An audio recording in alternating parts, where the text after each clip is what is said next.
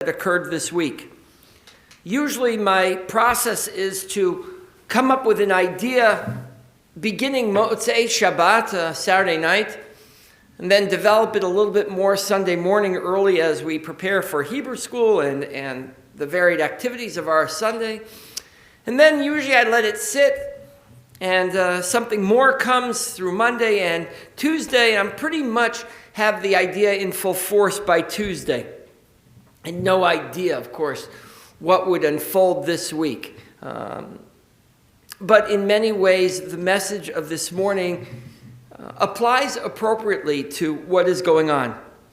Let me share with you just a piece from an article in Haaretz, which is a newspaper in Israel, that was written on January 1st. Avram Berg has been a man of many titles. He was a scion of one of the most aristocratic families in the religious Zionist movement. He was Speaker of the 15th Knesset. He was a leading member of Labor Party's left-leaning Group of Eight. He was chairman of the Jewish Agency, and he was the acting president of Israel after the resignation of Ezer Weitzman.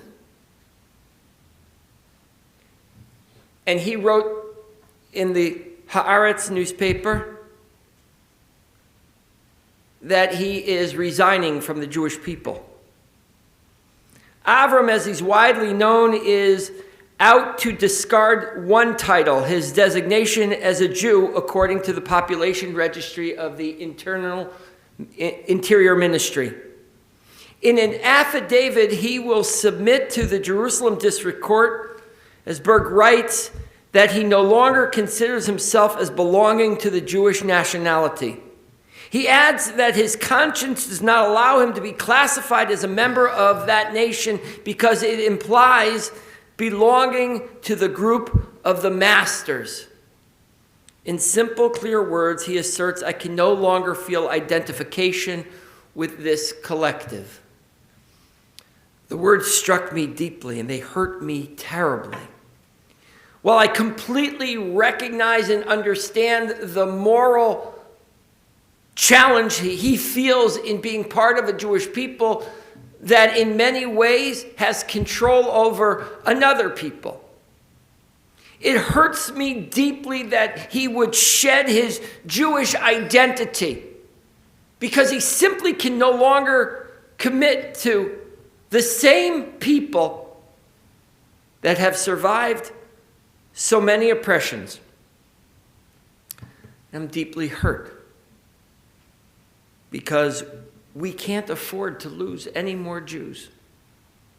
Natan Sharansky, when he left the former Soviet Union, came to Israel, asserted that identity was what permitted him to survive in the difficult days and months in Siberian jail. Natan Sharansky pointed to the fact that he remained identified as a Jew.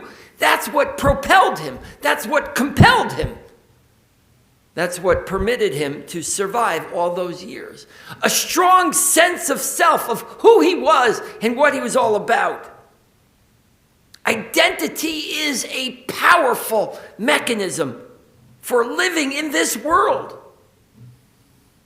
So I ask you as I begin my comments this morning, what are the groups to which you identify? To which people and which organizations do you find yourself a proud member? And why is it that way? When you call yourself a X or a Y, do you say to yourself, it's because I identify with who they are? Or it's because of the values they represent that propel me to being better than I am? Look, we could have a long conversation about identity politics. It's become the nouveau approach to how we interact with each other in our society. Identity politics. We talk about cultural appropriation as a way of saying We take what is somebody else's identity and we use it for our own means. This week's parsha is a parsha about Moshe. It's a story of a young boy born, miraculously saved from the waters, grows up in the house of the Pharaoh, and then begins to make his own way in the world. There's no question about it, but that Moses in this week's parsha is a person of confused identity. There's no question that the woman drawing Moses out of the waters knows he's Jewish. There's no question that Pharaoh recognizes that this is a Hebrew child. But Moses is raised in the house of the Pharaoh. He wears Egyptian royal garb. And in many ways, he identifies with the people of Egypt. And then one day he goes out, he sees an Egyptian taskmaster beating a Jew, and he rises up against him. Something deep in his core made him once again realize that he was Jewish. Pharaoh, upon hearing this news, Vayishma Paro et hadavar hazeh vayivakesh laharog et Moshe. Pharaoh, after raising this boy in his house, realizes who he really is. He's a Jew. He's a Hebrew. And he wanted to kill him, just as he must have wanted to kill him when his daughter brought him home for the first time. And so Moses flees, literally a man without a land. Moses runs away. He finds himself now seeing two Jews arguing with each other. V'tomarna ish mitzri tzilanu. They answered, an Egyptian rescued us. Sorry, I jumped ahead. The two Israelites, the two Hebrews who are fighting, say to themselves, who do you think you are? Who does Moses think he is that he would rule over him? The two Israelites who are fighting with each other say to Moses, you're not one of us. Who do you think you are? That becomes the critical question for this morning's parsha. Who do you think you are? Moses again is confused. Is he an Egyptian? Is he a Jew? And so he flees and he finds himself in the land of Midian. V'tomarna ish mitzri tzilani miyad haroim. He helps the daughters of the Kohen Midian. He helps them to protect them from people who would seek to do them harm. And now he's neither Jew nor Egyptian. He's just a guy trying to help some people who are in trouble. Moses runs away from Egypt, finds he has no home. He sees two Israelites fighting, and he realizes he's neither one of them either. He sees the daughters of Kohen Midian struggling with people who would seek to hurt them. And he rises up to help them, not as a Jew, not as an Egyptian, but as just a guy. Moses continues with his life. V'teled ben vayikra et Shemot Gershom. Moses marries, he has a child.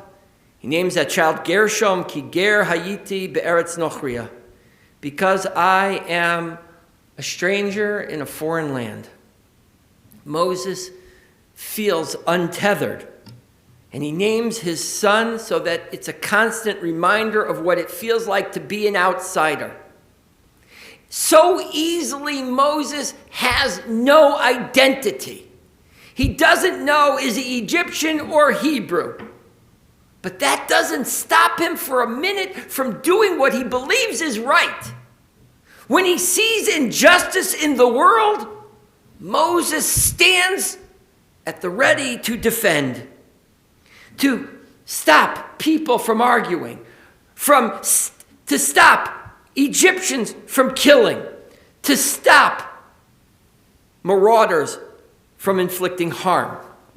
Avigdor Shinan, one of my most favorite teachers, I had a chance to study with him in Israel in 1990-91, a master scholar in Agadah, in Midrash, came together with Yair Zakovich to write a book called From Gods to God. And in that book, he explores the backdrop of every story in the Torah. On what landscape were these stories produced?